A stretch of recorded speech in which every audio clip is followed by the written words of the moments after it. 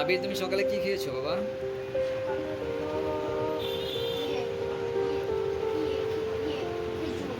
খেজুর খেয়েছো। দুপুরে কি খেয়েছো?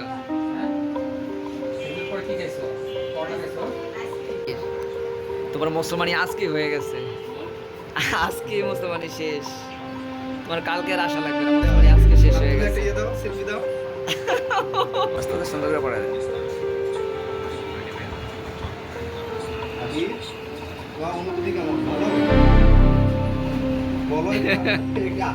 আবির বুঝতে পারে না যে ওর মুসলমানি হয়েছে নাকি।